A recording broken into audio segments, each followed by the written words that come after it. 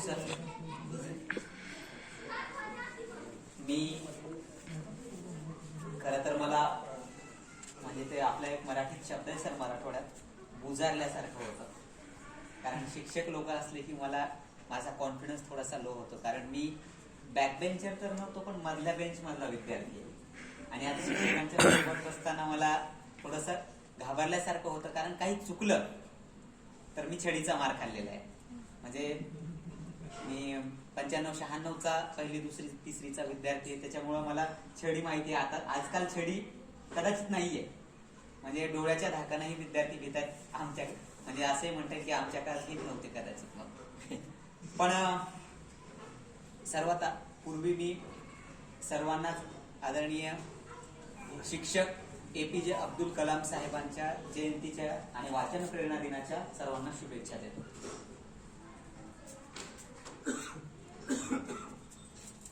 विचारमंचावर व्यासपीठावर बसलेले आदरणीय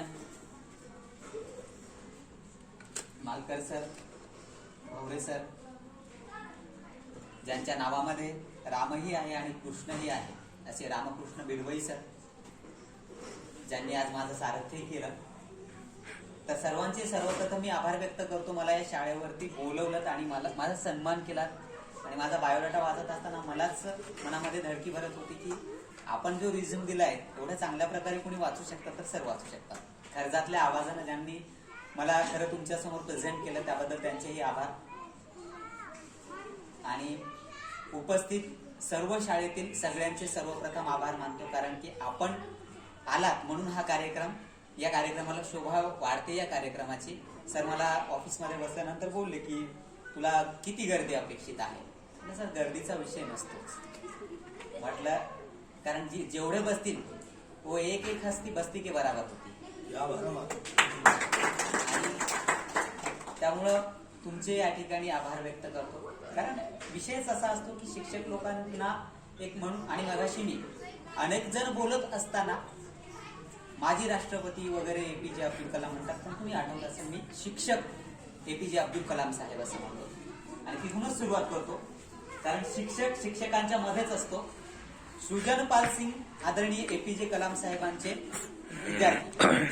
सृजनपाल सिंग ज्यावेळी APJ अब्दुल कलाम साहेबांना बोलले की सर तुम्हाला काय म्हणून आवडेल, काय म्हणून घ्यायला आवडेल, तुम्ही जगात असाल नसाल त्यावेळी तुम्हाला काय म्हणून घ्यायला आवडेल, तेव्हा त्यावेळी APJ अब्दुल कलाम साहेब बोलले की तुला काय अपेक्षित आहे. म्हणजे मिसाईल मॅन, राष्ट्रपती, म्हणजे गरुड झेप घेणारा व्यक्ती, शून्यातून विश्व निर्माण करणारा व्यक्ती, माजी राष्ट्रपती किंवा आणखी एखाद्या पदावर असाल ते बोले यापैकी काहीही नाही. तुम्ही विचार कर. त्यावेळेस त्यांनी एक एक सांगितलं की सर तुम्ही विमान वैमानिक किंवा शास्त्रज्ञ म्हणूनही चांगले आहात, तुम्ही राष्ट्रपती माजी राष्ट्रपती म्हणूनही चांगले आहात, पण यापैकी तुम्हाला काहीच का नकोय, कारण जगाला तुम्ही ओळख दिलेली आहे. त्यावेळेस ते म्हणाले की तू माझा विद्यार्थी आहेस आणि मी जगालाही हेच सांगू इच्छितो की मी गेल्याच्या नंतर जगानं फक्त आणि फक्त मला शिक्षक म्हणून ओळखावं. मला वाटतं पान नंबर 15 ते 16 या पुस्तकात आपण देशाला काय देऊ शकतो सृजनपाल सिंग यांच्या पुस्तकामध्ये ते वाक्य आहे. आणि वाचनामध्ये आलं, जगामध्ये असा काही क्वचित व्यक्ती आहेत ज्या फक्त म्हणतात की आम्हाला शिक्षक म्हणूनच जगानं ओळखावं. असा हा माणूस म्हणजे डॉक्टर APJ अब्दुल कलाम. सांगायचा मुद्दा हा आहे की या भारतभूमीमध्ये त्यांनी स्वतःचं अस्तित्व निर्माण करत असताना या जगाला एक चांगली ओळख करून दिली भारताची. आणि अनेक त्यांनी शोध लावले. त्या शोधांमुळेच आज त्यांना स्वतःला एक नवी ओळख मिळाली का? नाही, भारताला नवी ओळख मिळालेली आहे. म्हणून मला नादमहानुरांच्या कवितेच्या ओळी आठवतात. या नभाने या भुईला दान द्यावे आणि या मातीतून नवे चैतन्य गावे. कोणतीही पुण्य अशी येती फळाला, जोंधळ्याला चांदणे लगडून यावे. जोंधळ्याला चांदणं लगडून याची ही प्रक्रिया असते ना, ती प्रत्येकाच्या व्यक्तिमत्वामध्ये असते. प्रमेय असतात, प्रमेयामध्ये साध्य सिद्धता असते. मला वाटतं या प्रमेयातली साध्य आणि सिद्धता काय असते त्याच्या पाठीमागं हजारो वर्षांच्या आपल्या इतिहासही आहे. पण त्या मुली जर एकदम मोठा होत असेल तर मला वाटतं त्याच्या पाठीमागं त्याची जिद्द, त्याची मेहनत. म्हणजे एखाद्याला जर डायरेक्ट मिळालं सर, कुणीही म्हणेल की धम्मपाल जाधव काय, आता मग दर्शू जाधव काय स्टेजवर बसलेलं, त्याला डायरेक्ट मिळालं.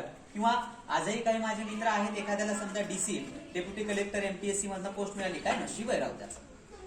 पण ज्यावेळी एखादा त्याच्या रूम पार्टनरला जाऊन विचारायचं, तो रूम पार्टनर सांगेल की नाही त्याचं नशीब नव्हतं, त्याची मेहनत होती. आपण म्हणजे हाथों की लकीरों में तकदीर क्या ढूंढते हो दोस्तों, तकदीर तो उनकी भी होती है जिनके हात नाही होते, ही वस्तुस्थिती आहे ना. पण आपण म्हणूनच मला वाटतं की नेमकं मला आज सरांनी सांगितले तुला मुक्त विषय आहे, वाचन प्रेरणा दिनाच्या निमित्तानं तुला मुक्त आहे, तू काहीही बोलू शकतो. पण म्हणजे काही म्हणजे जे आपल्यासाठी संवैधानिक आहे तेच बोलण्याचा प्रयत्न करेल. मुळामध्ये डॉक्टर एपीजे अब्दुल कलामांच्या जयंती दिनी बोलत असताना किंवा वाचन प्रेरणा दिनाच्या निमित्तानं बोलत असताना सर्वात नंतर मी सृजनपूर पाल सिंगांचं ते पुस्तक पूर्णपणे वाचून काढलं आणि पूर्ण वाचल्याच्या नंतर म्हणे एपीजे अब्दुल कलाम साहेब ज्या वेळी एखाद्या ठिकाणी व्याख्यानाला ज्या वेळी विद्यार्थ्यांना मार्गदर्शन करायला जात असेल ते 4 ते 5 प्रश्न विचारत असेल. तुम्ही देशाला काय देऊ शकता, तुम्ही एखादा चांगला प्रयोग तयार करू शकता देशाला देण्यासाठी, किंवा तुम्ही चांगला सामाजिक आर्थिक राजकीय नैतिक एखादी क्रांती घडवून आणू शकता, असे काही प्रश्न विचारत असत आणि एक नोट देत असत प्रत्येक विद्यार्थ्यांसमोर की वही घ्या आणि याच्यामध्ये लिहा किंवा एक कागद घ्या त्यावरती लिहा मी देशाला काय देऊ शकतो, मी देशाला काय देऊ शकतो. या प्रश्नाची उत्तर ते म्हणायचे की या प्रश्नाचं उत्तर चांगल्या प्रकारे मला लिहा, माझ्या पत्त्यावर पाठवा, जो कोणी चांगलं उत्तर देईल त्याला माझा फोटो आणि मी माझी सही भेट देईल. असा हा शिक्षक होता. नाहीतर विद्यार्थ्यांमध्ये गेल्याच्या नंतर आजही आपण बघतो की काय अवस्था असते. म्हणजे सर इकडची अवस्था ती नाहीये, पण काही ठिकाणी तर म्हणजे अशी अवस्था झाली आहे विद्यार्थ्यांची आणि शिक्षकांची म्हणजे दोघांचंही एकाच ठिकाणी खातं आहे, चुन्याचं आणि तंबाखूचं. ही वस्तुस्थिती आहे. पण आपल्या भागामध्ये मी पाहतो की आपल्या भागांमध्ये शिक्षक अत्यंत चांगले आहेत, कारण विद्यार्थी घडवण्याचं काम करतात. नाहीतर विद्यार्थी म्हणजे कसा घडत असतो हे आपल्याला मूव्हीज आहेत, आपल्याला चित्रपट आहेत किंवा आणखी काही गोष्टी आहेत त्यामधून पाहायला मिळतात. मुळात मला अगदी उदाहरणांमधून काही गोष्टी सांगाव्यास वाटतं. वाचन प्रेरणा दिन कशासाठी, एपीजे अब्दुल कलाम साहेबांच्या लायब्ररीमध्ये किंवा घरी गेल्यानंतर त्यांच्या उशाशी, त्यांच्या बाजूला, त्यांच्या खुर्चीवर, त्यांच्या टेबलवर जेवताना, नाश्ता करताना अगदी त्यांच्या प्रत्येक हालचालींमधून दिसायचं की त्यांच्या हातामध्ये नेहमी पुस्तक असायचं. सृजनपाल सिंगांनी फार सुंदर त्यांचं वर्णन केलेलं आहे. म्हणजे मी जेव्हा जेव्हा त्यांना पाहत असते तेव्हा त्यांना पुस्तकांच्या ढिगाऱ्यामध्येच पाहत असते आणि त्यांनी लावलेली पुस्तकं ती अगदी ओळीनं लावलेली असायची आणि त्यांना कोणतं पुस्तक घ्यायचं ते अतिशय चांगल्या प्रकारे पुस्तक हाताळण्याची आणि पुस्तक वाचण्याची सुद्धा एक पद्धत असते. नाहीतर आपण पाहतो की नवीन पुस्तक एखादा माणूस विकत घेतो, त्याच्याकडे दुसऱ्या दिवशी जेव्हा तो 24 तासात वाचतो त्यावेळेस त्या पुस्तकाची 2 तुकडे झालेले असतात. वाचण्याची एक पद्धत असते असं एपीजे अब्दुल कलाम साहेब म्हणायचे. म्हणून वाचन प्रेरणा दिन का असावा दिदींनो, त्याच्यासाठी आपण रोज वाचलं पाहिजे. म्हणजे मी पाठीमागे ती एक गोष्ट सांगितली होती सर, मला ती सांगायला आवडेल ती अगदी. म्हणजे म्हणजे वाचाल तर वाचाल ही म्हण आली आपल्याकडे. ती कशी आली मला माहित नाही, पण माझ्या मित्राने मला असे एक शेअर केली होती एक गोष्ट, ती अतिशय सुंदर होती. म्हणे वाचाल तर वाचाल ना, ही गोष्ट मला आवडली म्हणे आणि मला तरी वाटतं म्हणे इथनच हा सुविचार आलेला असावा किंवा ही म्हण आलेली असावी. तो म्हणे की एक असं उदाहरण देण्याचा प्रयत्न करेल मी. एक म्हातारी होती, एक म्हातारी आजीबाई होत्या.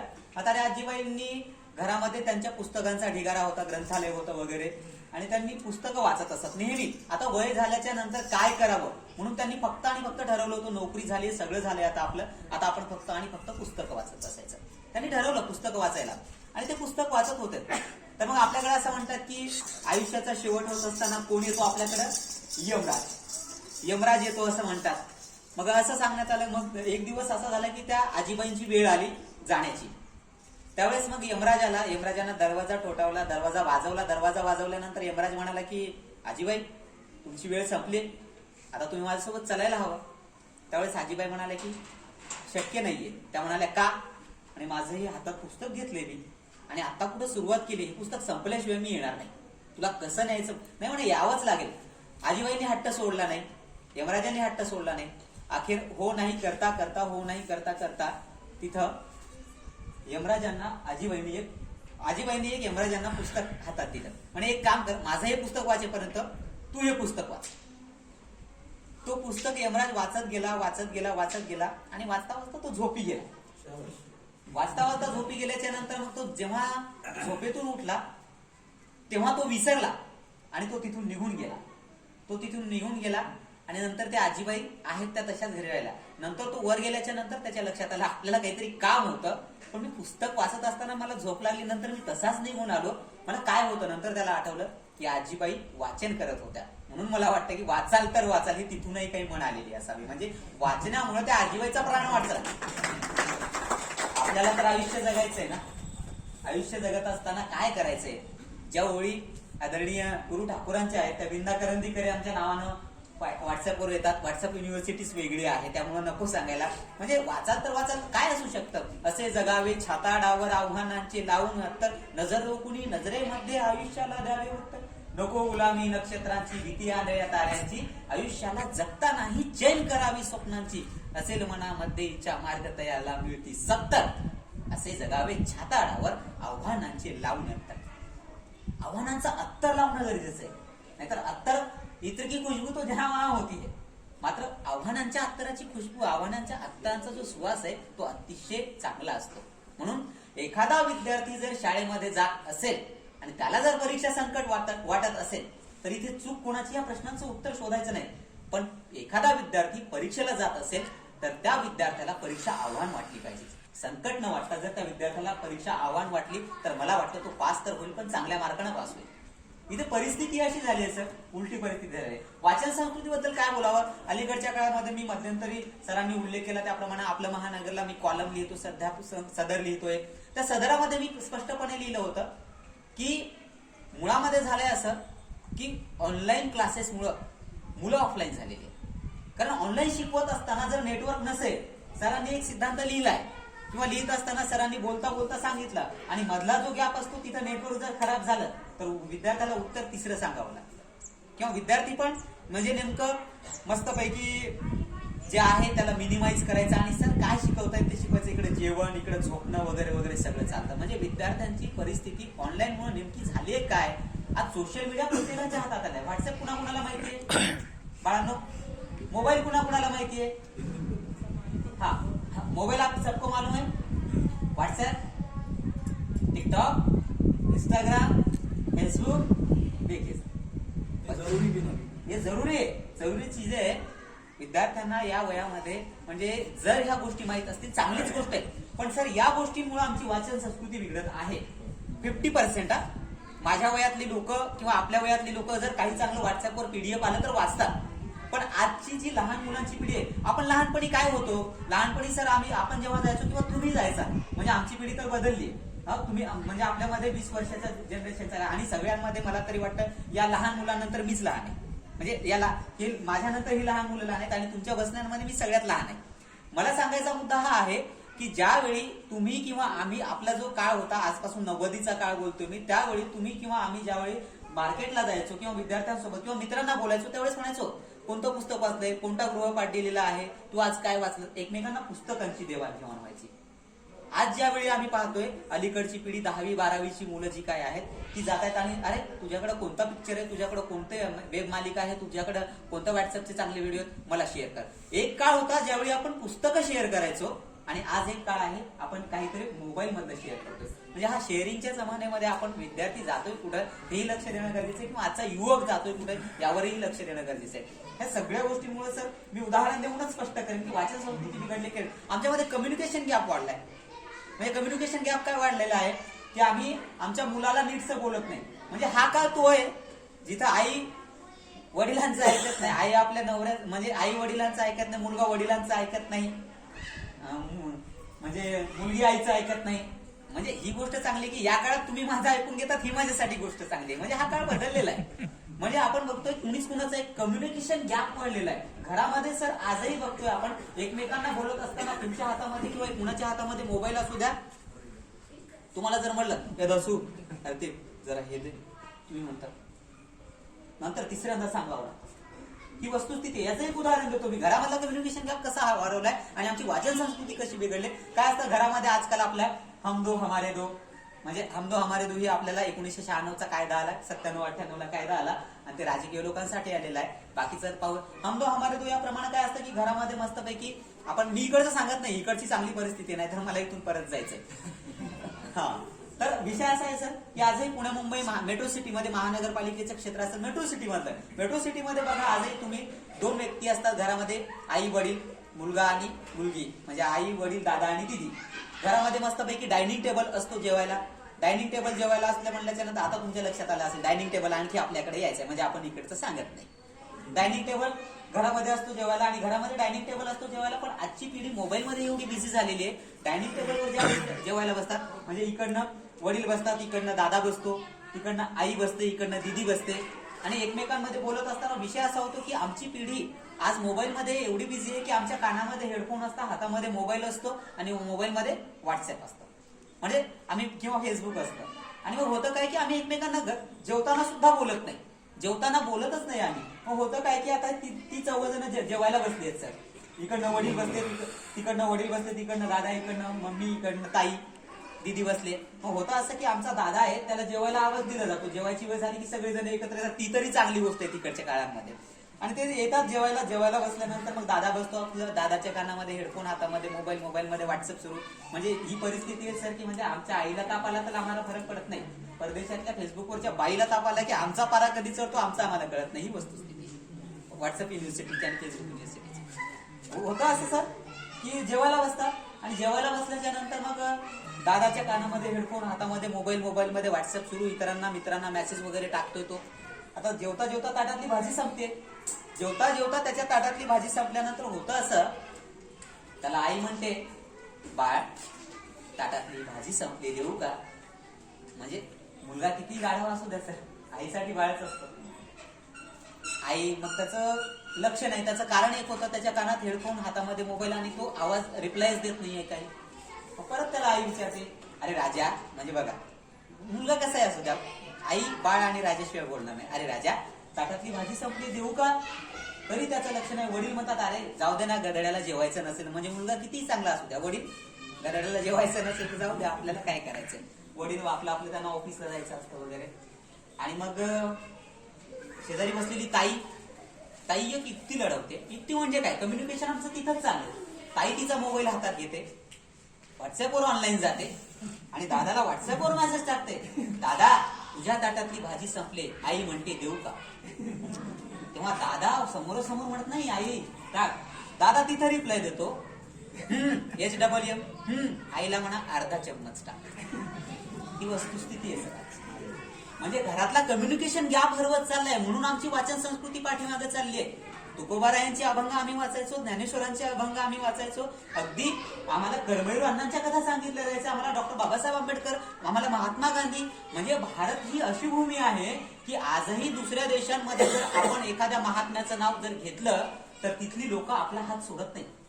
सर नारायणभाई देसाई महात्मा गांधींसोबत आयुष्य घालवलं नारायणभाई देसाईंनी. नारायणभाई देसाई जेव्हा किंवा त्यापूर्वी मला एक भिक्खू आले होते आणि जपानचे भिक्खू होते, त्यामुळे आजही आम्ही भारताकडे पाय करून झोपत नाही, कारण ही भारत ही बुद्धाची भूमी आहे, महात्म्याची भूमी आहे. नारायणभाई देसाई ज्यावेळी परदेशामध्ये गेले, अमेरिकेमध्ये गेले आणि तिथे त्यांचं नारायणभाई देसाईंचं व्याख्यान होतं. नारायणभाई देसाईंनी आयुष्य घातलेले का महात्मा गांधींसोबत, आणि महात्मा गांधींसोबत आयुष्य घातल्याच्या नंतर नारायणभाई देसाई जेव्हा व्याख्यान झाल्यानंतर खाली उतरत होते तेव्हा एक माणूस, खूप चांगलं व्याख्यान झालं म्हणे तुमचं, त्यांनी हातात हात गेला, नारायणभाई देसाईंचा त्यांनी हातात हात पकडला आणि म्हणे की खूप चांगलं झालं, खूप चांगलं. तेवढे मला मान्य चांगलं झालं, धन्यवाद, तुम्ही माझा हात सोडा. तेवढे नाही, आणखी काहीतरी हात तुमच्या हातात राहू द्या. ते म्हणाले का बरं? नाही म्हणे, तुम्हाला महात्मा गांधीजींचा स्पर्श लाभलेला आहे, मलाही तो स्पर्श जाणवला तर माझं भाग्य समजतो. ही महात्म्यांची भूमी आहे. आम्ही विसरत चाललेलो आहोत. महात्मा कुठे आहेत? म्हणजे एखाद्या विद्यार्थ्याला जर वर्गामध्ये विचारलं, सांग तुकोबाराय किती, तुकोबाराय बद्दल आणि ज्ञानेश्वरांबद्दल, छत्रपती शिवाजी महाराजांबद्दल, महात्मा गांधींबद्दल काय म्हणणं आहे तुझं, तो सरळ सांगतो, काय नाही. तुकाराम महाराज 3 मार्कांसाठी आहेत, ज्ञानेश्वर महाराज 5 मार्कांसाठी आहेत, शिवाजी महाराज पूर्ण पुस्तकात येतात 10-15 मार्कांसाठी. मार्कांमध्ये महापुरुषांना विभागले गेले. यात दोष कुणाचा आहे? म्हणजे अभ्यासक्रम बनवणाऱ्यांचा आहे, आमचा आहे का तुमचा आहे? या प्रश्नांची उत्तरं आपल्याला शोधावी लागणार आहेत. म्हणजे मला यासाठी महत्वाचा मुद्दा हा वाटतो की राजर्षी शाहू महाराजांच्या ज्या संस्थानामध्ये आपण जर पाहिलं, त्यांचा इतिहास जर वाचून पाहिला तर त्या इतिहासामध्ये स्पष्टपणे लिहून ठेवलेलं होतं त्यांनी की हा जो काही अभ्यासक्रम आहे तो व्यवसायाभिमुख असला पाहिजे. जो विद्यार्थ्यांना अभ्यासक्रम आहे तो व्यवसायाभिमुख दिला पाहिजे, नाहीतर विद्यार्थी फक्त टोळे मारतील आणि त्यांचे आयुष्य घडणार नाही. शाहू महाराजांचा हा दृष्टिकोन होता. वाचन प्रेरणा दिनाच्या निमित्तानं मला वाटतं की आज हा संकल्प करणं गरजेचं, म्हणजे आपली 10+2+3 जी पारंपरिक जी होती, कोठारी काय नाव त्यांचं सर, कोठारी 10+2+3, 10वी झाल्यानंतर त्याला ठीक आहे 10 अधिक आहे ना 12वी करूयात. 10+2+3 होऊन जातं. अधिक नंतर पुन्हा प्रश्न चिन्ह नाही, तो प्रश्नचिन्ह सोडत नाही, कंसही नाहीये तिथं आणि काहीच नाही. आयुष्याच्या प्रश्नांची 12 वाजलेली असतात. मुळात नेमकं शिक्षण घ्यायचंय कशासाठी? सर कर्मवीर अण्णा फर्ग्युसन कॉलेजच्या टेकडीच्या फर्ग्युसन कॉलेज आहे त्याच्या पाठीमागे एक टेकडी आहे कर्मवीर भाऊराव पाटील. कर्मवीर भाऊराव पाटील टेकडीवरती बसले आणि टेकडीवरती एक विद्यार्थी बसलेला होता. टेकडीवरती विद्यार्थी बसल्याच्या नंतर म्हणजे शिक्षण घ्यायचं कशासाठी. त्यावेळेस टेकडीवरती विद्यार्थी बसला आणि टेकडीवरती विद्यार्थी आणि अण्णा बसले आणि अण्णाला प्रश्न विचारला त्या विद्यार्थ्यांना, अण्णा शिकायचं कशासाठी प्रश्न आहे. आणि कुणीही विचारावं म्हणजे आपल्याकडे विद्यार्थी प्रश्न विचारत का नाहीत मला प्रश्न पडतो. कदाचित म्हणजे छडीचा मार असेल किंवा काय असेल. म्हणजे आज वस्तुस्थिती एखाद्या शाळेमध्ये जर गेलं एखाद्या विद्यार्थ्यानं जर म्हणजे एका मित्राला म्हटलं की यार आपल्याकडं मित्र मला सांग आपल्याकडं का लागत नाही गुरुत्वाकर्षणाचा शोध म्हणजे ग्रॅव्हिटीचा शोध का लागत नाही. म्हणजे न्यूटन आपल्याकडे जन्मले नाही का. मग तो विद्यार्थी मला गमतीनं म्हणला अरे एखादा विद्यार्थी जर खरंच जाऊन त्या काळामध्ये एखादा विद्यार्थी बोलला असता आपल्या इकडच्या शिक्षकाला की सर हे ऍपल खाली पडलंय हा ग्रॅव्हिटीचा नियम आहे तर एखाद्या शिक्षकाने त्या काळातला मारला असतं. ऍपल खाली नाही म्हणजे काय वर जाईल का. कारण त्यानं गमतीनं म्हटलं हा गमतीचा भाग जर वगळला असेल तर म्हणजे इथे सुद्धा आम्हाला कुठेतरी गुणदोष शिक्षण पद्धती म्हणा आपले म्हणा किंवा परिस्थितीचे म्हणा इथे गुणदोष आहेत ते बदलणंही गरजेचं आहे. म्हणजे मग भाऊराव अण्णांना प्रश्न विचारला त्या विद्यार्थ्यानं की सर शिकायचं कशासाठी. त्यावेळेस अण्णा फार सुंदर उत्तर देतात. भाऊराव अण्णा म्हणतात की आपण टेकडीवर बसलोय उजवीकडे काय आहे. ते म्हणाले अगदी उजवीकडे आपल्या उंच उंच इमारती वाढत आहेत. डावीकडे काय आहे. डावीकडे झोपडी आहे गरिबी आहे बेरोजगारी आहे. त्यावेळेस अण्णा म्हणाले शिकायचं यासाठीच यांना इथे वर जाऊ द्यायचंच आहे पण यांना वर घेण्यासाठी आणि यांना समोर घेण्यासाठी बरोबरीत आणण्यासाठी आपल्याला शिक्षण घ्यायचं. शिक्षणाची व्याख्या अत्यंत सोपी. सगळ्यांना बरोबरीत येण्यासाठी आपल्याला जात पात धर्म पंथ भाषा लिंग या सगळ्यांच्या पलीकडे जाऊन भारतीय संविधान आपल्याला सांगतं आपल्याला मूलभूत अधिकार देतं शिक्षणाला मूलभूत अधिकार देतं आपल्याला त्यासाठी शिकायचं आहे.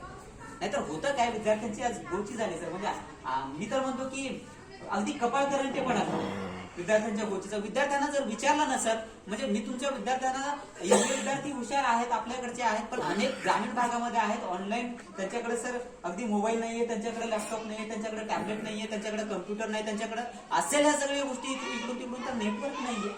म्हणजे विद्यार्थ्यांना ऑफलाईन करण्याचं धोरणही आपल्याकडे आहे असं म्हणावं की काय.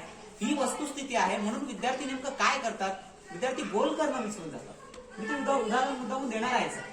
म्हणजे विद्यार्थी गोल करणं कसं विसरून जातात. कसं असतं की आपण ज्यावेळी जातो म्हणजे एक माणूस असतो आणि तो जंगलामध्ये फिरायला जातो. दिलवई सरांसारखा आपले असतात आणि ते फिरायला जातात जंगलामध्ये. आता जंगलामध्ये फिरायला गेल्यानंतर जंगलाकडनं दोन्ही काय असतं की इकडनंही झाडं असतात आणि इकडनंही झाडं असतात. दोन्हीकडनं झाडं असल्यामुळे झाडं मस्त प्रशस्त वाटतं. जंगल अर्थात ते म्हणजे आपल्या विद्यार्थ्यांची गोची कशी झाली ते मी सांगतो. आणि मग जंगलामध्ये गेल्याच्या नंतर दिलवई सर बघतात की झाड आहे झाडावरती गोल केलेला आहे आणि गोलच्या मधोमध कुणीतरी धनुष्यबाण मारलेला आहे. इकडे सुद्धा झाड आहे त्याच्यावरती गोल केलेला आहे आणि त्याच्या मधोमध धनुष्यबाण मारलेला आहे. याचं आश्चर्य वाटतं सरांना आपल्यासारख्या लोकांना कुणी गेलं तर आश्चर्य वाटणार की हा माणूस जर आपण ऑलिम्पिक मध्ये पाठवला तर जे पदकांचा दुष्काळ आहे तो तरी संपेल किमान 1-2 पदकं तरी येतील. तो ह्या माणसाला आपण शोधलं पाहिजे. ते जातात त्या माणसाला शोधतात. तो माणूस तिथं त्याचा धनुष्यबाण जो आहे तो नीट करत असतो बांधत असतो तीर कमान बांधत असतो. आणि दिलवई सर जातात त्या ठिकाणी त्याला विचारतात का रे बाबा झाडावर गोलच्या मधोमध बाण हे काम कुणाच आहे. म्हणजे काय झालं साहेब चुकलं का काही. अरे नाही चुकलं नाही तुझं हे अगदी चांगलं काम केलंय तू. जर तुला ऑलिम्पिक माहिती का तो म्हणजे ते काय असतं म्हणजे इथून सुरुवात असते. मग ऑलिम्पिक असं आहे की तिथं जर तुला पाठवलं तर तू नक्कीच तिथं एक सुवर्ण पदक तुला पैसे मिळतील वगैरे वगैरे असं दिलवई सरांनी त्यांना समजून सांगितलं. तो विद्यार्थी म्हणा तो माणूस म्हणा एवढा प्रामाणिक होता. तो म्हणाला की सर झाडावर गोल झाडाच्या मधोमध बाण हे काम माझंच आहे पण प्रक्रिया उलटी आहे. मी सुरुवातीला बाण मारलाय आणि नंतर गोल केलं. आजकालच्या विद्यार्थ्यांचं आपलं तेच विद्यार्थी येतात सुरुवातीला बाण मारता नंतर गोल करता. आपल्याला सुरुवातीला एक वस्तुस्थिती लक्षात घेणे सुरुवातीला गोल करावा लागणार आहे आणि नंतर बाण मारावा लागणार आहे तेव्हा आपलं गोल निश्चित होईल. अन्यथा वाचन प्रेरणा दिन रोज येतो वाचलं तर रोज प्रेरणा दिन येतो. म्हणजे प्रेरणातले मी तरी म्हणतो की प्रेरणेतलं चैतन्य जर असलं ना सर आणि तळमळ जर असेल ना तर अतिशय उत्तम. म्हणजे आज मला आनंद आहे की चैतन्यातली तळमळ जेवढी आहे तेवढे लोक इथे उपस्थित आहेत. नाहीतर बाकीच्यांना तर म्हणजे जी कारण असतात ती आहेत. काही लोक आपले वॅक्सिनसाठी गेलेले आहेत. म्हणजे खरं तर आपण वॅक्सिन जे काही आहे ते आपण त्यांचा आदर आणि सत्कारच करतोय, पण सगळ्या गोष्टींच्या पाठीमागे एक भूमिका असते. आणि मला वाटतं आजच्या दिनी आपण जी भूमिका व्यक्त करतोय, आपण ज्या ज्या गोष्टींमध्ये करतोय, विद्यार्थ्यांमध्ये एक नवा आत्मविश्वास दडून असला पाहिजे. विद्यार्थ्यांमध्ये आत्मविश्वास कसा असला पाहिजे, म्हणजे गमतीनं सर निलेश चव्हाण आपला नेहमी काव्य संमेलनामध्ये म्हणतो की म्हणजे आत्मविश्वास कसा असला पाहिजे, म्हणजे त्याच्या मित्राची मैत्रीण आहे त्याला म्हणते की तू माझ्यासोबत लग्न कर, तुझ्या घराला डायरेक्ट स्वर्ग बनवेल. म्हणजे बघा, तू माझ्यासोबत लग्न कर, तू मी तुझ्या घराला डायरेक्ट स्वर्ग बनवेन. आई शपथ सांगतो, तिला बनवता वरण भात पण येत नाही, पण कॉन्फिडन्स पाहिजे. आपण कॉन्फिडन्सची दाद दिली पाहिजे. विद्यार्थ्यांमध्ये हा कॉन्फिडन्स असला पाहिजे. हो, विद्यार्थ्यांमध्ये का कॉन्फिडन्स येऊ नये सर? विद्यार्थ्यांमध्ये कॉन्फिडन्स असला पाहिजे. म्हणजे आजची वस्तू म्हणजे काही शिक्षकांनी तर एवढा आत्मविश्वास केलेला आहे सर, की म्हणजे एक वेळ अशी येते की विद्यार्थी शिक्षकांना शिकवायला लागतात. ही वस्तुस्थिती यायला हवी. म्हणजे एखादं जर काही चुकीचं असेल तर ते चुकीचं म्हणण्याची धाडस विद्यार्थ्यांमध्ये फक्त आणि फक्त शिक्षक निर्माण करू शकतो. विद्यार्थ्यांना चांगले संस्कारांची शिदोरी विद्यार्थ्यांना अगदी म्हणजे मला तरी वाटतं की सगळ्याच विद्यार्थ्यांना चांगलं कशाला शिकवत बसायचं सर? मी तर असं म्हणेन की सगळ्या विद्यार्थ्यांना चांगलं शिकवत बसण्यापेक्षा एखाद्या विद्यार्थ्यात चांगलं काय आहे ते निवडायला काय हरकत आहे? तो विद्यार्थी समोर जाईल.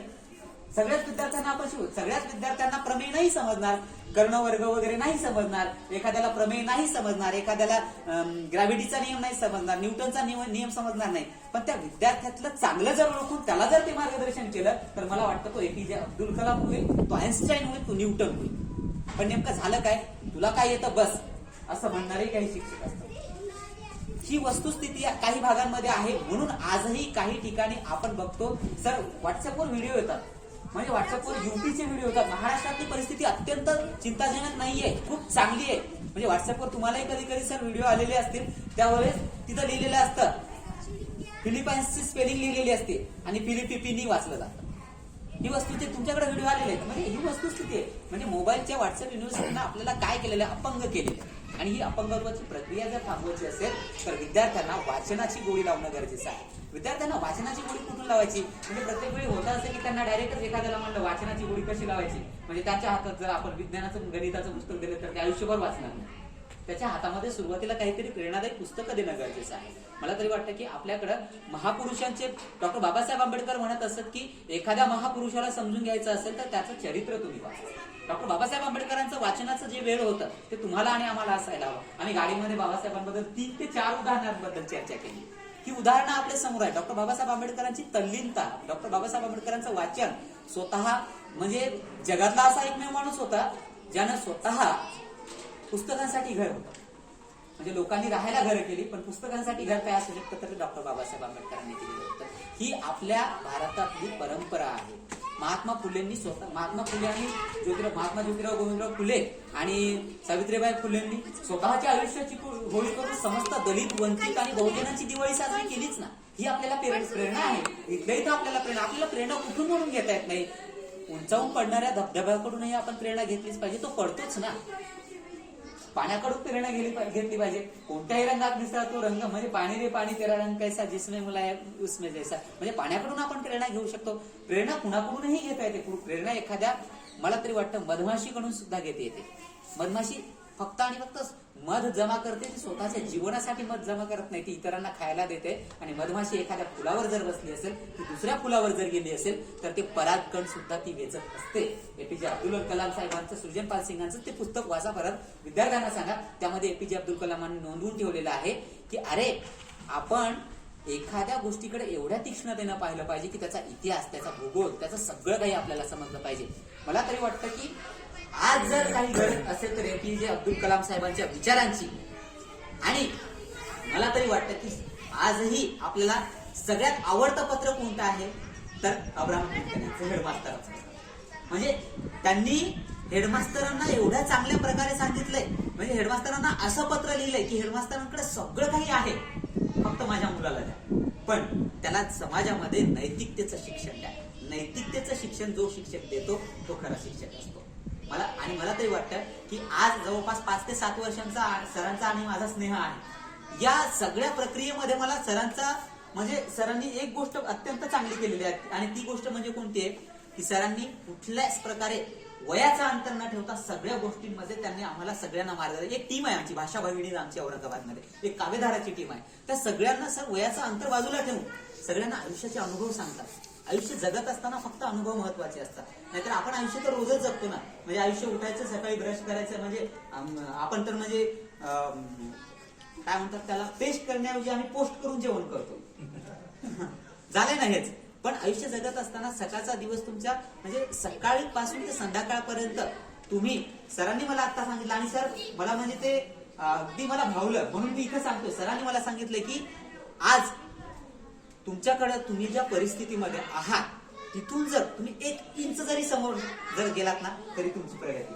सरांनी सांगितलं तुम्हाला 35% मिळाले, तू अर्धा टक्का जरी मार्क त्याच्यामध्ये वाढवलास तरी तुझी प्रगती आहे. ही प्रगती येते कुठून? मला वाटतं शिक्षकांच्या मार्गदर्शनातून येत असते. आणि ही परिस्थिती घ्यायची असेल तर मला वाटतं विद्यार्थ्यांमध्ये नवा आत्मविश्वास आला पाहिजे, विद्यार्थ्यांमध्ये नवं चैतन्य आले पाहिजे. विद्यार्थ्यांमध्ये नाहीतर होतं काय की आपण प्रत्येक वेळी बघतो की विद्यार्थ्यांना सांगून देतो सर, विद्यार्थ्यांना आपण नेमकं घडवतो कसं, त्यापेक्षा म्हणजे विद्यार्थी आजकालचे झालेत काय सर, अनेक म्हणजे दोष नाही देतोय मी, पण आजूबाजूचं वातावरण पाहिल्याच्या नंतर लक्षात येतं. आजही आपण पाहतो की हजारो लाखो विद्यार्थी नीट देतात, हजारो लाखो विद्यार्थी एमपीएससी देतात, प्रत्येकाला नोकऱ्या नाहीये. पण याच्यासाठी आपल्याला व्यवसायाभिमुख शिक्षण घेणं गरजेचं आहे. म्हणजे आपण आजही बघतो की आज वस्तुस्थिती ही आहे सर, वारंवार मी उल्लेख करतोय की जेव्हा आपण परदेशातलं शिक्षण पाहतो याच्यामध्ये मर्यादा तुमच्या आहेत. कारण तुम्हाला जो सिलेबस दिलाय तो कम्प्लीट करायचा आहे, तुम्हाला शासनानं दिलेले ते कम्प्लीट करायचंय. म्हणजे दुसऱ्या देशांमध्ये जेव्हा कार्यानुभवच्या तासाला आपण जातो, कार्यानुभवच्या तासाला तिथं शिकवलं जातं कम्प्युटर दुरुस्त करणे, घड्याळ दुरुस्त करणे, मोबाईल दुरुस्त करणे, फॅन दुरुस्त करणे, नवीन काहीतरी एखादी इलेक्ट्रॉनिक गॅझेट तयार करणे. आणि आपल्याकडे कार्यानुभवच्या तासाला कागदापासून घोडा बनवा, कागदापासून नाव बनवा, कागदापासून उंट बनवा, कागदापासून हे बनवा, म्हणजे कागदी जीवन. आता मध्ये डिग्री आल्याच्या नंतर पुन्हा प्रश्न विचार पडतो काय करायचं या डिग्रीचा. मला तरी वाटतं की सर महाराष्ट्रातल्या सगळ्या तमाम शिक्षकांनी एकत्र येऊन या गोष्टीवर जर लक्ष दिलं तर अत्यंत चांगलं होईल, विद्यार्थ्यांचं भलं होईल. नाहीतर क्राफ्टिंगच्या तासाला खरंच चांगलं, कागदापासून जर आयुष्य कागद होईल ना, जो पाण्यामध्ये टाकल्याच्या नंतर पाण्यात त्या कागदाचं आयुष्य काहीच राहत नाही. जर विद्यार्थ्यांना खरंच जर व्यवसाय कार्यानुभवचा तास असेल तर मला तरी वाटतं की आपण इथून सुरुवात करूयात आणि विद्यार्थ्यांना एक नवं चैतन्य निर्माण होईल. आणि त्याला हे काहीतरी नवीन करतोय, नाहीतर मी तर कागदाच्या गोळ्या बनवून आपण, आणि आपल्याकडे एक सगळ्यात चांगली कला आहे, एकाच कागदापासून सगळे प्राणी तयार होतात. नाव मोडली, उंट केला, उंट मोडलं, घोडा केला, पुन्हा नाव बनवली, पुन्हा हे केल्यानंतर मग गुलाबाचं फुल बनवलं, नंतर हेच सुरू आहे. हे बदलणंही गरजेचं आहे. तेव्हा तरी मला वाटतं, म्हणून एपीजे अब्दुल कलाम साहेब शिक्षकांचा एवढा आदर करत असत, कारण ते स्वतःला शिक्षक म्हणत असत. सर जेव्हा IIMच्या म्हणजे राष्ट्रपतींचा कार्यभार संपला आणि ते माजी राष्ट्रपती झाले 2008-9च्या काळामध्ये, आणि त्याच्यापूर्वी मला वाटतं त्याच्यापूर्वी, आणि IIM मध्ये दिल्लीला शिकवायला जाणार होते ते. आणि शिकवायला गेल्यानंतर तिथून नंतर ते म्हणाले की मला IIM मध्ये एक पेपर शिकवायचा आहे आणि मला तिथं प्राध्यापक म्हणून नोकरी करायची, बाकी काहीच नको. तेव्हा त्यांनी नोकरी रुजू गेले आणि पहिल्या दिवशी त्या ठिकाणी गेले. पहिल्या दिवशी गेल्यानंतर तिथं त्यांना मस्त राहण्याची वगैरे व्यवस्था केली आणि समोर त्यांना दगदग नको म्हणून जे संचालक होते, जे मुख्य प्रिन्सिपल होते, त्यांनी ठरवलं की यांची दगदग नको म्हणे, यांना आराम करू द्या, त्यांना उद्या आपण वगैरे घेऊन येऊयात, आपणच त्यांना भेटायला जाऊया. त्यावेळेस सुजनपाल सिंग तिथे गेले. सुजनपाल सिंगांनी त्यांच्यासोबत गप्पा वगैरे मारल्या आणि ते बोलले की सर आता तुम्हाला भेटायला आमचे प्रिन्सिपल जे संचालक आहेत ते येणार आहे. ते म्हणे हे सर्व आहेत, विद्यार्थ्यांना शिकवतात. ठीक आहे. त्या ड्रायव्हरला बोलवलं, कलाम साहेबांनी ड्रायव्हरला बोलवलं. ड्रायव्हरला बोलवल्याच्या नंतर म्हणाले अरे गाडी काढली आणि स्वतः कलाम साहेब त्या IIM मध्ये गेले, त्या परिसरात थांबले आणि नंतर मग कुणाला काहीच कळत नव्हतं की सर येणार आहेत म्हणून सरच इकडे आले, कलाम साहेब इकडे कसे काय आले. सगळ्यांची तारांबळ उडाली त्यांचं, कारण माजी राष्ट्रपतींचा लवाजमा डायरेक्ट आल्यानंतर तारांबळ उडाली आणि ते म्हणाले की सर आमचं काही चुकलंय, आम्ही तुमच्याकडेच येणार होतो, तुम्ही इथं आला नाही. म्हणून एखाद्या शिक्षकानं मला भेटायला येणं संयुक्तिक नाहीये, कारण मीही इथं प्राध्यापक होणार आहे आणि विद्यार्थ्यांना शिकवणारी लोक असतात ती माझ्यासाठी ग्रेट आहे. एवढं ग्रेट पण एखाद्या माणसामध्ये असू शकते, याहून आणखी काय असू शकते. ही आपल्यासाठी अत्यंत जमेची बाजू आहे की आपल्या देशामध्ये एक माणूस असा होतो जो पेपर विकतो आणि एक वेळ अशी येते की अख्ख्या जगातल्या पेपरमध्ये त्यांचं नाव असतं. काय असू शकतं ना. म्हणजे तो त्या माणसानं स्वतःचं कर्तृत्व सिद्ध केलं. त्या माणसानं जर स्वतःचं कर्तृत्व सिद्ध केलं नसतं तर कदाचित आज मिसाईल मॅन, कदाचित माजी राष्ट्रपती, कदाचित अग्निपंख मधले, कदाचित उडानमधले आम्हाला मिसाईल मॅन कधीच पाहायला मिळाले नसते. आणि मी तरी या सगळ्यांच्या पाठीमागं सरांनी दिलेलं उदाहरण पुन्हा सांगण्याऐवजी मी एवढंच म्हणेन, त्या सगळ्यांच्या पाठीमागं जर सगळ्यात मोठी भूमिका कोणती असेल तर त्यांच्या शिक्षकांनी दिलेली त्यांना प्रेरणा. यासाठी त्यांच्या शिक्षकासाठी एकदा आपण इथून काय वाजूया. कारण जर त्यांच्या शिक्षकांनी त्यांना प्रेरणा दिली नसती, जर जीवनाचे धडे दिले नसते तर आज आपल्याला अनेक महापुरुष आहेत. ते म्हणजे जगातल्या सगळ्या क्रांती आहेत. फ्रेंच राज्य क्रांती असो, परत भारतातल्या स्वातंत्र्याची क्रांती असो किंवा रशियन राज्य क्रांती असो, ह्या प्रत्येक क्रांतीच्या पाठीमागे एक साहित्यिक आहे आणि प्रत्येक क्रांतीच्या पाठीमागे एक शिक्षक आहे. यांच्याशिवाय हे शक्यच नाही. कारण तिथूनच त्यांना सगळ्या गोष्टींची जाणीव होत असते. आणि मला तरी वाटतं की लहान मुलांसाठी आणखी काय हवं किंवा आमच्यासाठी काय हवं, आमच्यासाठी काय हवं, आमच्यासाठी अगदी तुम्ही आहात. तुमच्यासारखी माणसं आम्हाला हवे. कारण की या वयामध्ये डिफरन्स जरी असला तर तुमचं मार्गदर्शन महत्वाचं आहे. तुमचं मार्गदर्शन यासाठी महत्वाचं. मुनव्वराना म्हणतात सर, आवडतीचे शायर मुनव्वराना म्हणतात ना की किसी के जख्म पर चाहत से पट्टी कौन बांधेगा, ये बहनें नहीं होंगी तो राखी कौन बांधेगा. किसी के जख्म पर चाहत से पट्टी कौन बांधेगा, ये बहनें नहीं होंगी तो राखी कौन बांधेगा. हम जैसों की महफिल में आप बूढ़े बुजुर्गों का काम है, अगर आप ही नहीं होंगे तो सर पर पगड़ी कौन बांधेगा. पगडी बांधण्यासाठी आत्मविश्वासाची, मार्गदर्शनाची, तुमच्या संस्कारांच्या शिदोरीची आमच्यापर्यंत पोहोचण्याची, त्यासाठी तुम्ही आम्हाला पगडी बांधण्यासाठी महत्वाचे आहे. नाहीतर आम्हाला आमचा पहिला गुरु आई आहे. आम्ही तिथूनच सुरुवात करतो आमच्या आईची. आणि नंतर तुम्ही शिक्षक हे आमचे महत्वाचे गुरु आहेत. कारण त्या सर आजही मला आठवतं की मला माझ्या शिक्षकांनी ज्या मारून झोडून ज्या गोष्टी शिकवल्यात ना सर, ती मी आयुष्यात कधीच विसरलो नाही. मी महाविद्यालयीन जीवनामध्ये आलेल्या गोष्टी कदाचित विसरलो असेल, पण आम्हाला जो छोटा धडा होता तो आम्ही कधीच विसरलो नाही. भलेही कदाचित आज त्या धड्यावर टीका होत असेल, कमल पाणी आण, कमल हे कर, कमल ते कर, म्हणजे होता ना धडा तो आजही. म्हणजे त्या धड्यावर टीका होते की म्हणजे कुठपर्यंत कमलनच करायचं, म्हणजे तिथं विषमता दाखवली. म्हणजे कमलनं झाडू मारायचं, कमलनं स्वयंपाक बनवायचा, कमलनं झाडू मारायचं, सगळं करायचं. आणि हसन ये ताटावर बस, हसन ये जेवण कर, हसन ये ताट हात धू, म्हणजे इथं विषमता पाहायला मिळते. पण ते विसरलो नाही. आम्हाला सारखा धडा होता. आम्हाला येडाबाळू हा धडा होता. म्हणजे खिशामध्ये तो लोण्याचा गोळा घेऊन जाणं, पानांमध्ये कुत्र्याचं पिल्लू घेऊन जाणं, हे धडे होते. हे कधीच विसरू शकत नाही आम्ही, कधीच विसरू शकत नाही. ह्या गोष्टी म्हणजे किती मजेशीर होत्या ना. म्हणजे आम्ही एरे एरे पावसा या गोष्टी म्हणायचो. पण आज पाहतोय की मोबाईल मधल्या ताऱ्यांमध्ये आमचं एवढं लक्ष गेले ना, आम्हाला आकाशातले तारे आता दिसतच नाही. आम्ही ज्याला चांदण्या म्हणायचो. आमच्याकडे आजीची कथा मिळत नाही. आमची आजी किती ग्रेट होती, आमच्या आजीचं तत्वज्ञान किती ग्रेट होतं, आमच्या आजोबांचं तत्वज्ञान किती ग्रेट होतं. आजकाल आपण पाणी वाचवा, पाणी जिरवा असे संदेश लिहितोय भिंतीवरती, पण माझ्या आजी एवढं ग्रेट कुणीच नव्हतं सर. म्हणजे आपल्या आज्याने एवढं ग्रेट कुणीच नव्हतं. पाणी वाचवा, पाणी जिरवण्याचा जो संदेश आहे तो कुठून आलेला असावा. सिंधू संस्कृती, हडप्पा संस्कृती, त्याच्या पलीकडच्या संस्कृतीतून त्यांनी जन्म दिलेला आहे आपल्या आजीने. म्हणजे उदाहरण, मला मुद्दाम विषय निघाला म्हणून उदाहरण देतो. म्हणजे सगळ्या गोष्टींवर आपल्याला बोलायचंय.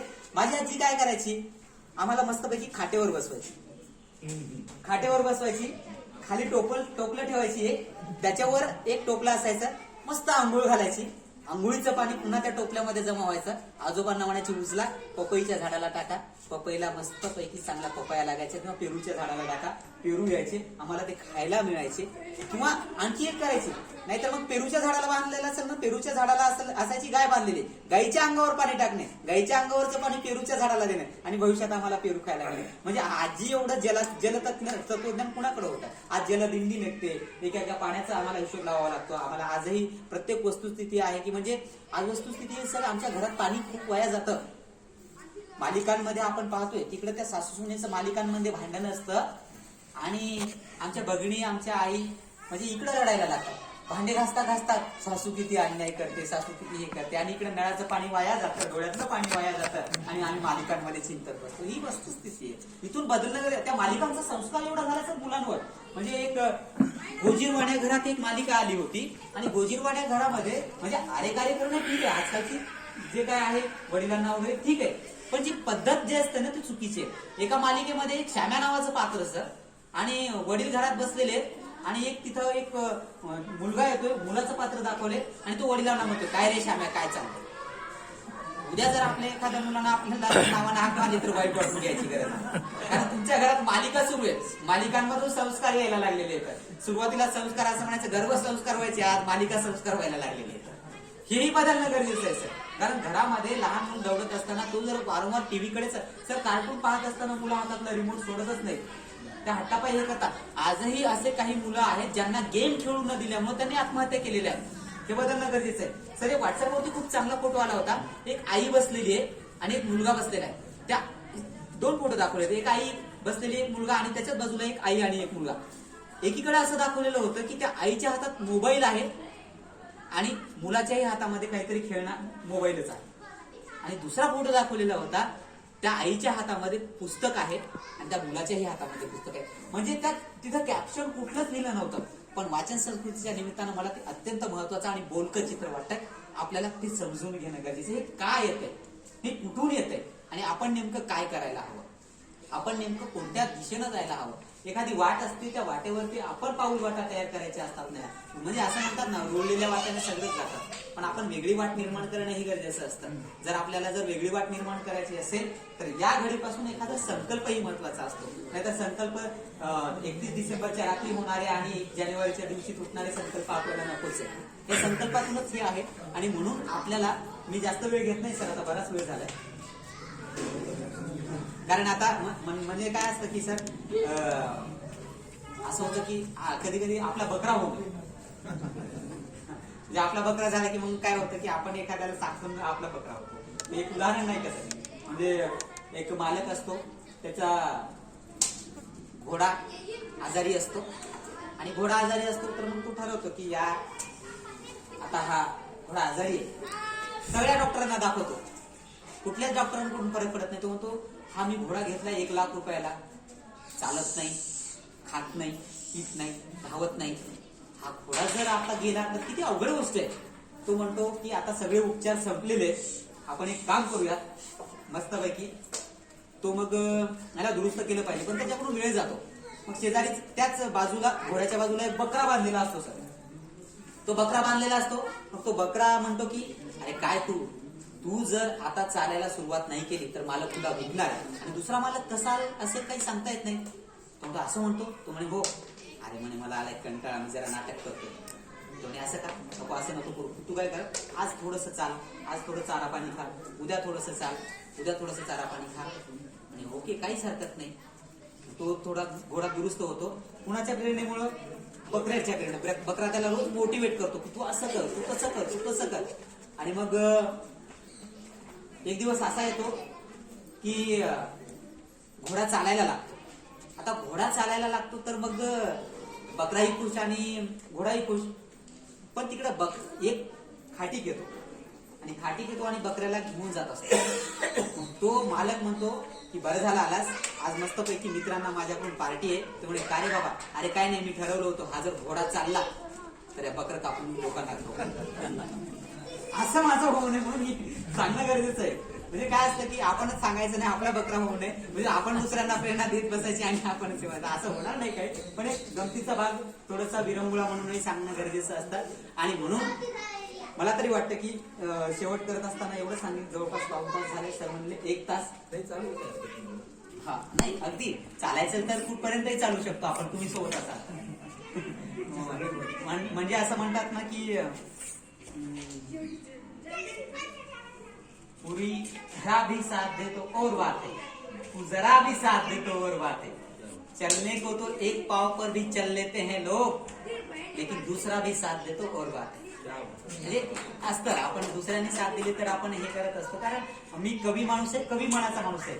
कवितांनी करायचं, कवितांनी शेवट. ओके, कवितांनी शेवट होईलच, कवितांनी शेवट झालाच पाहिजे. कारण मी मगाशी सरांना एक शेर ऐकवला की शिल्पी होती, गुंफा होती, निसर्ग होता, भाषा नव्हती तेव्हा सुद्धा कविता होती.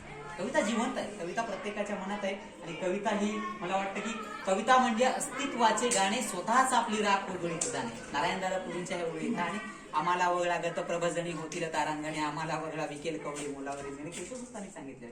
म्हणजे त्या कवितेचं देणं आहे आमच्याकडे, म्हणून कदाचित आपली आज भेट झालेली आहे.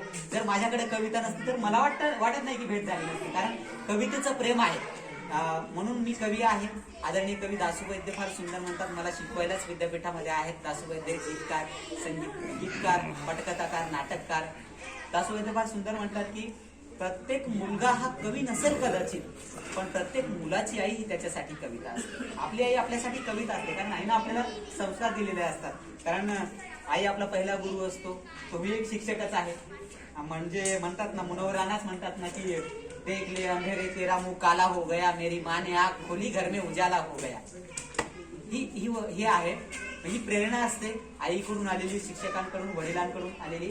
आणि या सगळ्यांच्या पाठीमागं व्यक्तीमध्ये भेद करण्यापेक्षा आपण, मला तरी वाटतं, त्याला जर काही येत नसेल तर त्यामध्ये भेद करून त्याला चांगलं शिकवलं, त्याला चांगलं जर मोटिवेट केलं तर मला वाटतं की ती आत्मविश्वासाची शिदोरी असते आणि त्यातूनच आपल्याला सगळ्या गोष्टींमधून हे होऊ शकतं. अखेर शेवट करत असताना मला माझ्या सगळ्याच कविता पाठ नाहीये आणि मी जी कविता सादर करतो ती माझ्या जवळची कविता आणि विद्यार्थ्यांसाठी ती आहे. जिंदगीच्या गाण्यासाठी धुंदपणे जगण्यासाठी, जिंदगीच्या गाण्यासाठी धुंदपणे जगण्यासाठी, सैरभैर होण्यासाठी, नवी दुनिया बघण्यासाठी, त्याच्या तिच्या मर्जीपायी एक होऊन गीत गाऊ माणसाच्या भल्यासाठी, जिंदगीच्या गाण्यासाठी.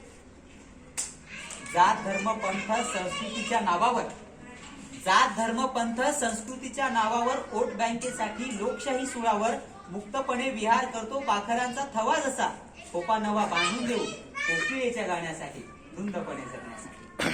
आणि बघा, वस्तुस्थिती आहे ही, मोबाईलला रेंज नाही, देशामध्ये पीएम नाही. मोबाईलला रेंज नाही, देशामध्ये पीएम नाही. रांगेमध्ये जीव गेला, बँकेमध्ये चेंज नाही. आणि माझ्यासाठी, तुझ्यासाठी एक होऊन लढण्यासाठी, जिंदगीच्या गाण्यासाठी, धुंदपणे जगण्यासाठी. गाव माझा होता खरा, त्या ओळी माझ्या हृदयाच्या जवळच्या आहेत सर. गाव माझा होता खरा, जाणीवांचा शुभ्र जरा. गाव माझा होता खरा, जाणीवांचा शुभ्र जरा, सुकून गेल्या पालव्या दुर्मृग जळाच्या सावल्या, पिल्ल व्याकुळ धरणीची, धावपळ हरणीची, हात समोर करू देण्या घोटभर पाण्यासाठी, जिंदगीच्या गाण्यासाठी, धुंदपणे जगण्यासाठी. रीती भाती चाली नीती माणसांशी जपून आती, रीती भाती चाली नीती माणसांशी जपून आती, प्रेम समजून घ्यायला लागतो का हेर, व्यक्त होण्यासाठी पुरे गालिबचा शेर. प्रेम समजून घ्यायला लागतो का हेर, व्यक्त होण्यासाठी पुरे गालिबचा शेर. मानवाच्या मुक्तीसाठी, सृष्टी नवी बघण्यासाठी, जिंदगीच्या गाण्यासाठी, धुंदपणे जगण्यासाठी, नवी नवी दुनिया सगळ्यांसाठी बघण्यासाठी. एक कविता होती. मला या ठिकाणी बोलवलं, माझा सन्मान केला आणि खूप चांगल्या प्रकारे तुम्ही मला ऐकून घेतलेलं आहे. म्हणजे सर, इथले रसिक वर्ग खूप चांगला, मला आवडतो. थँक्यू. येस, म्हणजे असा रसिक वर्ग सर अमेरिकेत नाही, थायलंड मध्ये नाही, कुठंच नाही. मी तिकडे गेलो नाही म्हणून सांगतोय. हा, म्हणलं इथला रसिक वर्ग चांगला, म्हणून इथला रसिक वर्ग चांगला. म्हणजे निलेश सांगतो त्याप्रमाणे, म्हणजे असला रसिक, म्हणजे हे सगळे असे ऐकणार आहे ना सर. म्हणजे काही ठिकाणी असं असतं ना, कितीही चांगलं बोला, काहीही करा, टाळ्याही वाजवत नाही, हसतही नाहीत, बोलतही नाहीत आणि काही एक्सप्रेशनच नाही सर. म्हणजे मला प्रश्न पडतो, शेजाऱ्याने टाळी वाजवल्यावर त्याला नंतर विचारतात काय होतं हे, आणि नंतर ते टाळी वाजवतात. म्हणजे म्हणून हा रसिक वर्ग मला आवडला, कारण मला बोलायला यासाठी आवडलं की मला लहान मुलांसमोर बोलताना मला अडचण होते, पण आपल्या समोर बोलत असताना मला जास्त अडचण होते, तरी सुद्धा त्यामध्ये तुम्ही समजून घेता हे महत्वाचं आहे. आणि म्हणून मला फार आनंद झालेला आहे. म्हणजे असा रसिक वर्ग तर सर म्हणजे दुसऱ्या देशामध्ये पाठवावा, तिथं जिथं मी गेलो नाही तिथं, म्हणजे पेटीमध्ये पॅक करावा आणि सांगावं बघा असे रसिक असतात. म्हणजे जसे हापूस पेटीमध्ये टाकतात आणि दुसऱ्या देशाला दाखवतात की बघा आमच्याकडचा हापूस असा आहे, तसा रसिक वर्ग आहे. खूप चांगला रसिक वर्ग आहे सर. कारण राम शेवाळकर कोणतरी म्हणतात, प्रत्येक रसिक हा मुका कलावंत असतो आणि प्रत्येक बोलका रसिक हा मुका कलावंत. म्हणजे थोडं कन्फ्युजन झालेलं आहे, ठीक आहे, समजून घ्या ना, कारण मी लहान आहे तुमच्यापेक्षा, सगळ्यांपेक्षा लहान आहे. शेवटी एकच शेवट करताना एवढंच म्हणेल, आबेद शेख यांच्या ओळीमध्ये शेवट करेल मी. आबेद शेख फार सुंदर म्हणतात की यार हो क्षमा करत चला, माणसे जमा करत चला. यार हो क्षमा करत चला, माणसे जमा करत चला, लोक का इथे तिथे शोधतात माणसे, माणसामध्येच तर राहतात माणसे. आणि तुटके हृदय मला हेच नेहमी सांगते, धन्य लोक तेच जे जोडतात माणसे, धन्य लोक तेच जे जोडतात माणसे. मला या ठिकाणी बोलवलं, माझा सन्मान केला. पुन्हा एकदा आपण सर्वांचे मनपूर्वक आभार व्यक्त करतो. आणि आदरणीय रामकृष्ण गडवई सरांचे विशेष आभार की मला आपल्या सगळ्यांच्या समोर, म्हणजे इथे मुख्याध्यापक आहेत, इथे शिक्षक आहेत, विद्यार्थ्यांना घडवणाऱ्या पिढी समोर मी जर बोलत असेल तर मला अतिशय आनंद आहे. आणि पुन्हा एकदा नक्कीच संवाद साधायला येऊयात आणि भेट राहू देऊयात. धन्यवाद.